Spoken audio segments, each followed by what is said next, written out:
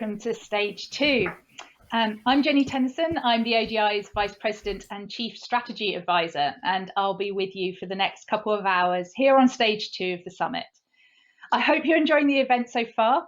Coming up, we have a fantastic panel with guests joining from around the world to discuss how we can collaborate across borders to create global value with data. Stay with us for that. But just now, we're focusing on our cities, regions, and communities and asking how we can level up data infrastructure to make sure everyone benefits fairly from data at that local level. This session is hosted by ODI's Director of Delivery, Leigh Dodds. Over to you, Leigh. Hello. So, as Jenny says, with our summit theme being Data Futures, in this session we're going to be considering what the future of data looks like from a regional perspective. There's been a lot of debate, discussion and research around what data infrastructure looks like for smart and open cities, but perhaps less of a focus on what is required from a regional perspective. And the pandemic has highlighted the importance of good data in many, many different ways, but particularly important has been the need for good regional data and the capacity to use it well. So if we really do want to build back stronger and level up at different regions, what do we need to do? In our work at the ODI and with our colleagues at ODI Leeds, we've seen, supported and showcased a number of great examples of innovative use of data from across the UK. But we've often also seen a failure to capitalise on those successes for that good work to be replicated to other areas. So how do we build the data infrastructure required in cities, towns and regions so that we can maximise the value of data while minimising any harmful impacts from its use? Joining us today, we have two speakers who are going to share their views and experience of working on regional data projects. They're going to talk about the challenges they faced and the approaches that have been successful. After the talks, we're going to have a brief period for questions from myself and from the audience, so please do leave your questions in the chat. So first up, we have Gillian Docherty, CEO of the Data Lab in Scotland. Thank you very much, Leigh, and it's an absolute pleasure to be with you all today at today's virtual summit. And I am here to represent the Data Lab, where I am CEO, and I'll tell you more a little bit about that later, but also more broadly to talk about activity that is going on in Scotland, both in our cities, our regions, and indeed across the entire nation. And at the Data Lab, we are Scotland's Innovation Centre for Data Science and AI. And we were created a number of years ago now. We've been going for around 5 years. And our mission is to help Scotland maximise the value of data and to lead the world to a data-powered future. It's a big, bold mission, and it's very, very exciting. And over those years, we've learned a lot about what enables our organisations, our public sector, our communities and our people to do more with data. And I'm going to share a little bit about that with you now. We have created a number of services and offerings to support our organisations, and they really group around 3 key pillars. The first is collaborative innovation, the second is skills and talent, and the third, which really underpins everything, is our community. And in collaborative innovation, we've learned a lot. We have a small fund to invest in projects where the use of novel or innovative data techniques can drive new products or services or provide productivity or operational efficiencies. And over the last 5 years, we've invested in around 140 different projects across Scotland. And those range from working with the Beatson's Cancer Hospital, or major cancer hospital in Scotland, to use computer vision technology to delineate from tumours from healthy tissues and complex neck cancers, to working with a subsea pipeline inspection company in the North Sea, automatically annotating high-definition video feed from the seabed, to working with startups who are disrupting the legal sector in building claims management dispute platforms, analysing all previous case law and providing modelling and a statistical probability of success for your claim, referencing case law from before you even engage a lawyer. So that's just 3 of the huge range of projects that we've engaged with over the last 5 years. In terms of our work in that space, we provide links to academics. We have an in-house team of data scientists we can deploy onto projects. And we've recently launched a new service earlier this year to fit a particular gap where we found organisations knew they wanted to do more with their data but didn't know where to start. They didn't know how to ask suppliers, consultants, vendors the right questions. They didn't know who else to engage in the community to give them advice. And so we've launched a service to help organisations ask those right questions, understand the answers when they get them back, and to move forward faster and quickly to their data impact. Additionally, working with organisations across Scotland to secure innovation funding from various competitions, and to use that to drive collaborations and to drive groups of organisations together behind a common theme. For example, a key project recently is with Blackwood Housing and using data and new techniques, analysing smart energy meter data to improve the lives of their tenants and the supported networks that they have. But one of the key things we did learn, and I think this is relevant not just in Scotland but around the world, is that one of the biggest inhibitors for organisations innovating with data is talent, access to talent at all levels, from our boards, our leaders, our business managers, all the way through to the technical talent that is required in our data teams. And we felt the need to intervene across all of those levels, from developing leadership education, online learning for leaders, online learning for practitioners, through to sponsored master's programs where we provide studentships for a number of master's students every year. And it's great to see our 700th enrolled master's student just start in the last couple of months. And with those students, we bring them together for meta-skill training, industry awareness, an innovation challenge from industry that's led by industry, alongside placement in industry for their master's projects. In addition, actually further down this education scale, supporting the first National Performance Award for Data Science in schools. In Scotland, it was launched last year, and that is now being taught as part of the curricula both in schools and in our college network. So we absolutely can't emphasise enough how much we've learned in terms of enabling our communities to use data better right across the entire country is that skills and talent mix, all the way through from our school children to our boards and our senior leaders. And then underpinning all of that is community, and I think that is one of the key areas, is enabling that community. We now jointly run the Data Science Meetup community in Scotland. There are 4,500 members. We run the annual Festival of Data. You may have heard DataFest. And anticipated this year, unfortunately, COVID disrupted the plans earlier on in March, but 6,000 participants and 100 events. And we totally stole the Edinburgh Festival idea. So we provide the platform, a number of anchor events, from talent events to technical events to Data Summit, which is a key business summit, and everything in between. And the community run the fringe. So that enables us to provide connections between the community, no matter what you're interested in, whether it's a domain specific area or whether it's a technical topic. And it's been really exciting to see that grow over the last few years. In addition, actually, we have the opportunity then to start new collaboratives and projects, and we're delighted to have been the host organisation to create the Data for Children collaborative with UNICEF, tackling problems for children with data, not just in Scotland, but now internationally, with international links through UNICEF and other partners. But I think all of that really comes down to connection. And when Leigh and the team asked me to talk today, and the things that we've felt that are really, really critical for areas to develop, is creating those connections. We're very lucky. Scotland's actually quite a small country. And providing those connections, you're never one step away from a potential collaborator, a supplier, an investor, a customer, or indeed parts of the public sector and government who can help influence policy and other things that will help your organisation grow and develop. So it's been really exciting to be able to share some of that with you today, and I look forward to answering your questions shortly. Thank you, Gillian. That's fascinating. A very clear emphasis on community and skills there.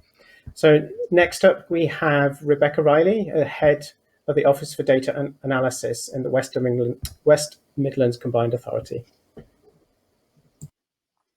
Hello, everybody. Here in the West Midlands, we've established an Office for Data Analytics, and I have to say we're a bit behind Gillian in terms of where we are on that learning curve. And the initial funding was through the devolution deal from central government. As part of that work, we carried out a fairly extensive piece of research work across partners to understand our ability to create actionable insights, supporting improved outcomes for the West Midlands residents by informing the Combined Authority's decision-making process on what we fund and what we deliver. What we discovered in that process was that most agencies deliver reporting and ad hoc analysis. Some deliver advanced analysis, predictive analytics. Statistics and economic models are used to forecast and inform objectives, but it is generally a key weakness across a lot of organisations is that economic intelligence. And several use advanced modelling, but this is a patchwork approach, often at a project rather than strategic level, and high-end technical activity is in short supply. There's a broad landscape of rich data, as well as requests for further sources at local level, with lots of enthusiastic, interested people. However, lack of understanding of the capability and possibility of data and analytics at the senior level means data infrastructure isn't invested in order to deliver analysis, and there is a proliferation of pilot-type projects and use cases rather than systemic investment in good quality data infrastructure and systems. But this is a task severely underestimated by decision makers and lack of investment. And that comes back to that issue about levelling up and investing in cities. Non-government open data sources are not used that often, partly due to risk, but also cost.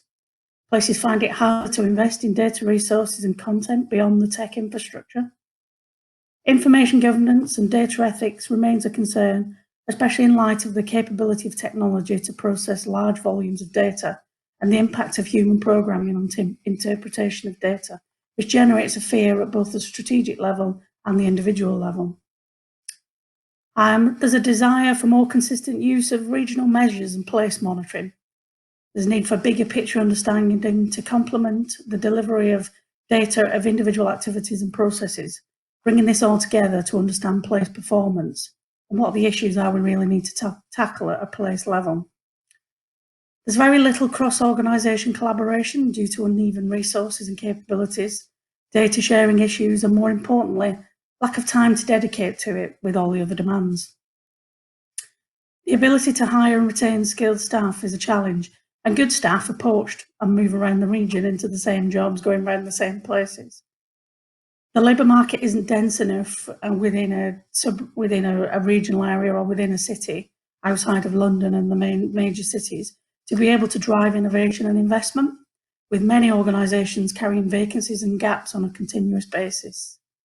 Work I've carried out with other sectors, so we did quite an extensive piece of work, the business and professional services sector, for instance, demonstrate that the same skills are in demand elsewhere, and the market is competitive and the public sector can't keep up as every organisation and business adapts to a technology-driven world. There's also a misunderstanding about the skills and expertise required. Job functions are merged with little understanding from strategic leads on the role of an information architect as opposed to a business systems analyst. Often the tech is separated from the interpretation when the demand is really for researchers who can apply tech with an army of tech specialists supporting them. The ability to answer the question about what does all this mean is still the skill everyone needs, rather than being able to use the latest bit of shiny tech. All of this is not new and has been a feature of my entire career. The rate of change of technology means staff are always playing catch up with, and data sharing has always been an issue due to risk and fear. Skills issues are really related to having people who can take data, interpret it, apply it, and these are in high demand. There are great examples of innovation, and our work uncovered many, including the National Crime Data Centre in the West Midlands, and the Data Insight Group at Transport for West Midlands. Both of these examples, however, share something in common. They're embedded within the strategy, programme and performance part of the organisation. They directly influence the development of interventions and actions. Too often organisations see data as a tech solution that sits in IT support, rather than a key strategic function which helps you understand your environment, the issues you need to tackle, and what options you take, and how you monitor the outputs and outcomes of your actions. This means that work may not influence delivery as well as it should. It also makes it difficult to demonstrate effectiveness and use as projects become peripheral to real change. So looking at other data analytics functions, the successful ones are the ones that are embedded in leading change, not the ones focusing on lots of pilot cases or small peripheral investments. Change takes visionary leadership, which means local authorities, combined authorities, have to invest in the infrastructure, hard and soft, to make real change. Levelling up should enable and facilitate places to do this, to improve overall performance. The greatest challenge we all face in our data future is skills and building our capacity to grow our data future. For us, we're developing a digital strategy which focuses on the data and the skills capacity through looking at how we fund innovation projects, graduate placements, apprenticeships, investment, and the capacity within the region to be able to do this effectively. We've won around £11 million from Research England to establish the West Midlands Regional Economic Development Institute, and a core of that will be taking on the mantle of the ODI and pushing it further and working with academics. Key to this is drawing skilled people in and training up those who live here. We have a focus on the labour market by pooling other resources at our disposal and looking at how we can build the workforce of the future whilst delivering information intelligence needed now to inform the strategy and the capacity we have.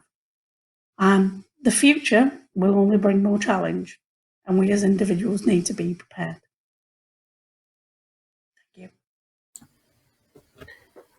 Thank you both. Those are very insightful talks, and there's lots that we could potentially dig into there, and we've had a lot of interesting questions from the audience.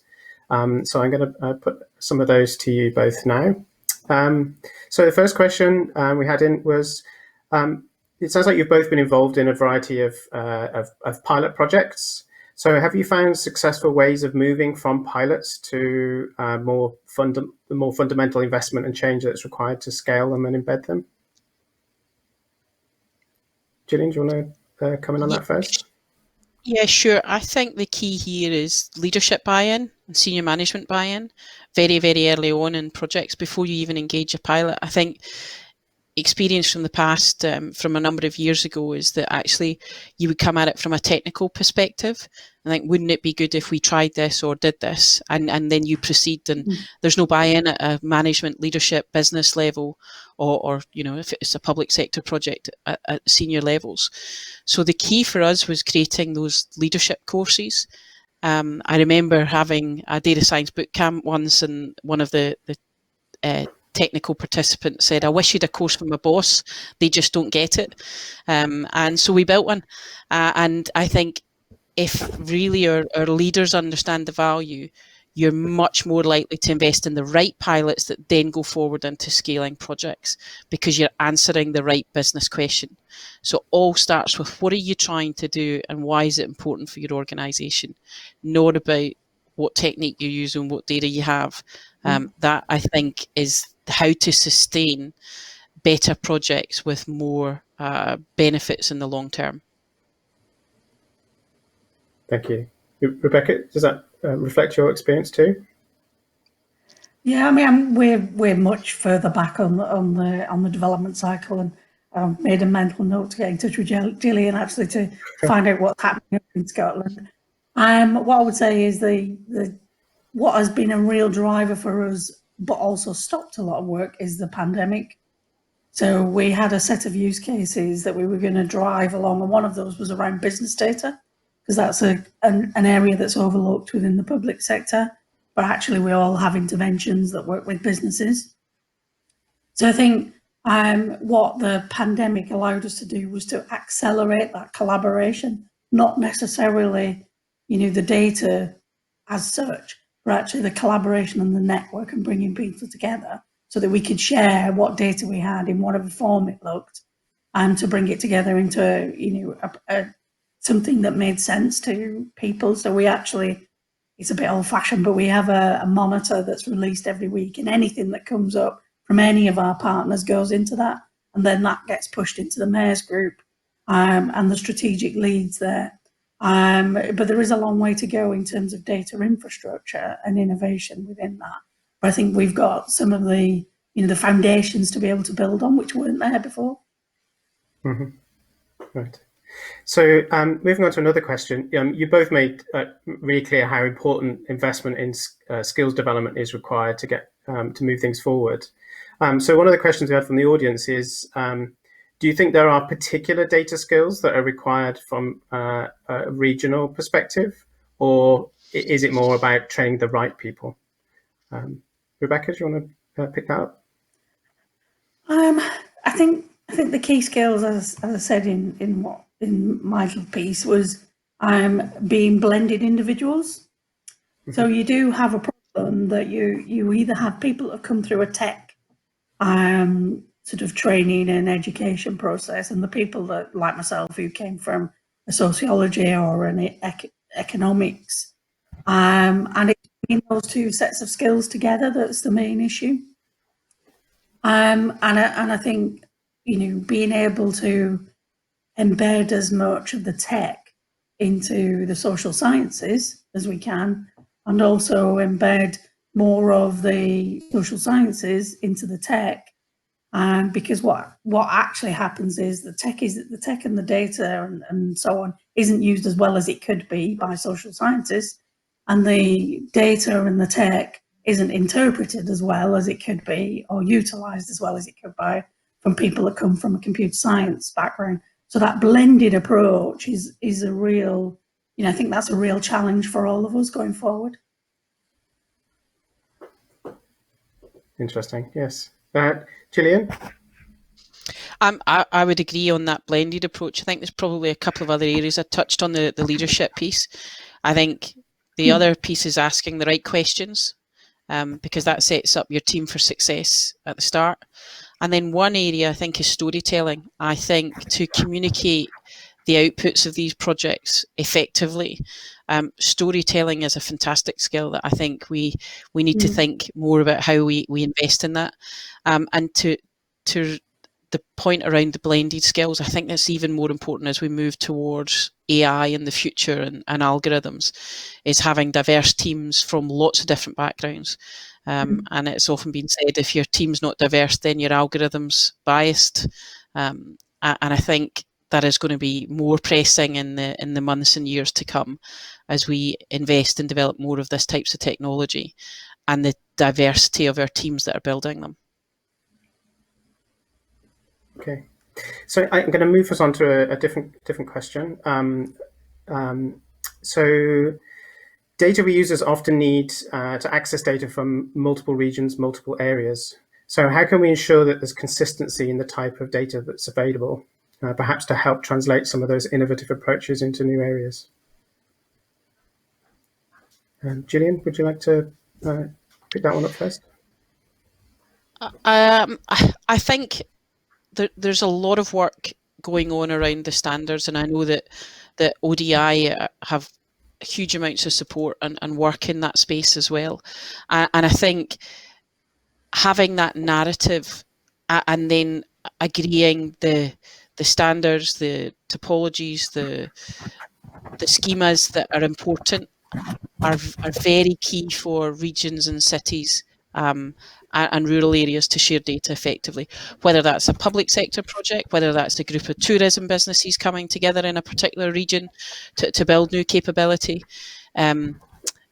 Don't underestimate the amount of effort and time it takes to get those things agreed, because they become worth their weight later on down the line than maybe initially apparent when we're all excited about a project and we just want to get started. Yeah, that certainly reflects our experience as well. Rebecca, do you have any thoughts on that?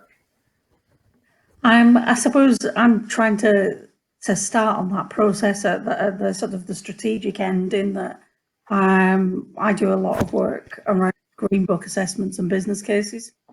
because we're primarily driven by economic data. And I think there is an awful lot of work at that high level to standardise those, those indicators and monitoring indicators and measures of performance. And until you get that sort of right at that high level, you can't then expect, the data people sat underneath to be able to do it. So I think, as an example, we've been doing some work around measuring inequality. And we looked at different parts of the education and skills pipeline, and at every stage, inequality is measured differently. Be that because of things like whether you receive free school meals, whether you're not in education and training. At each point, we have a different measure, and that does cause an awful lot of problems. So but I think actually understanding the problem first of all is the issue, is that people blindly just use the data without actually understanding that there's an issue in it. And I think that's where we're at the moment, is understanding those strategic level issues so that we can ensure that gets filtered down into project level delivery. Yeah, that makes sense. I'm just aware that we're coming towards the end of our session. There's lots of questions in the chat, and we aren't going to have time to cover all of them. So I'm just going to ask you both one final question. As a takeaway for people listening, for anyone who's trying to develop projects in their area, whether that's in the public or the private sector, what would be your key recommendation for something to focus on as their first steps? Rebecca, do you want to take that first? I think for me, the first thing I did was build the network up, because I also moved down from Manchester to West Midlands, so I actually had no contact. So I think you build up your network, you look at where the expertise is, and you work with them. And you look at the opportunities that skill set and that capacity has in the area, and don't be afraid to be open and honest about what you want to do and the issues that you might face. Thank you. Gillian? I was actually going to say the exact same thing: community, get engaged, because I totally agree. I think unless you connect with your local network and your extended kind of regional network, you don't know what you can leverage into your particular challenge or project area. So I think, yeah, I'll just echo that. So definitely your community and your network. Fantastic. Yeah, so strong, consistent message from both of you there. That's a good takeaway for people in the audience. So I'm going to wrap up the session now. Just to let everyone know, myself, Rebecca and Gillian are going to drop into the coffee lounge now for about 15 minutes. So if you have unanswered questions or you'd like to continue the discussion, then please join us there after the session. Otherwise, I'm just going to wrap things up now. And thanks to Rebecca and Gillian for their talks and their insights, sharing their experience with us today. So thank you very much.